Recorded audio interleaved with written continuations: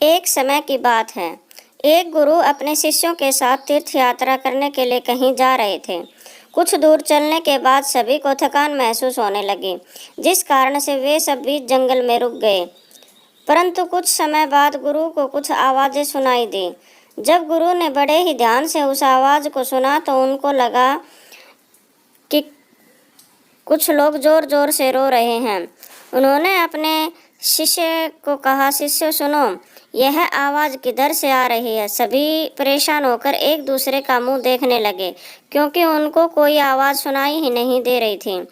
परंतु शिष्यों ने गुरु के आदेश के अनुसार कुछ दूरी पर आकर देखा। उन्हें कुछ दिखाई नहीं दिया। फिर गुरु ने एक गहरे कुएं में झांक कर देखा। केवल गुरु को ही उस गहरे कुएं से कुछ लोगों के रोने की आवाज़ सुनाई दे रही थी।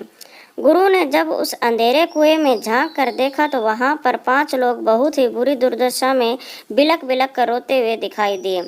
परंतु अभी भी शिष्यों को कोई आवाज़ ना तो सुनाई दे रही थी और ना ही कुछ दिखाई दे रहा था।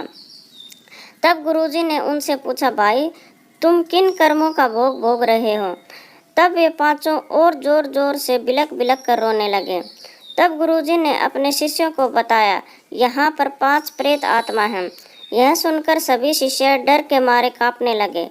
तब गुरुजी ने कहा, शिष्यों डरो मत, तुम सभी इनसे ज़्यादा शक्तिशाली हो, क्योंकि तुम सब लोग तुम्हारे अच्छे कर्मों से महान हो। ये पांचों आज अपने पिछले कर्मों का कर्म भोग रहे हैं। आज इस समय में इन लोगों से दुखी और कोई नहीं है। तब शिष्यों ने बड़े ही आश्चर्य से पूछा, उन्होंने ऐसा क्या किया है गुरुजी।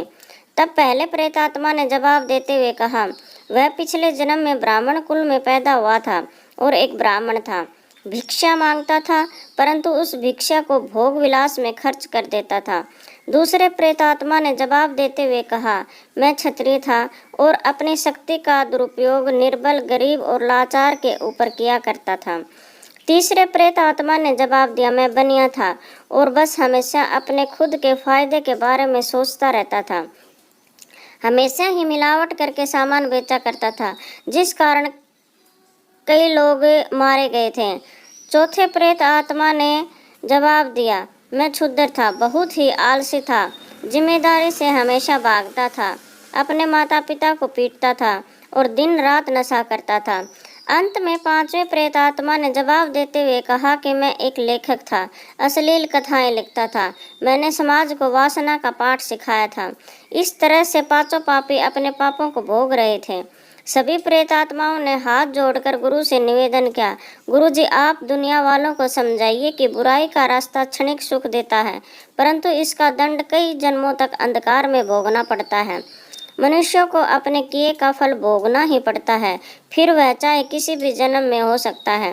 क्षण भर की विलासिता के कारण कई जन्मों तक उनको कर्म फल भोगना पड़ता है। एक मनुष्य कितना भी क्यों न इतराए, नियति उसके कर्म का हिसाब बराबर रखती है। इसलिए हमेशा सदाचार के मार्ग पर चलें। अगर आपसे कोई गलती हुई हो तो उसे सुधारो। कहानी आपको कैसी लगी कमेंट में अवश्य लिखें।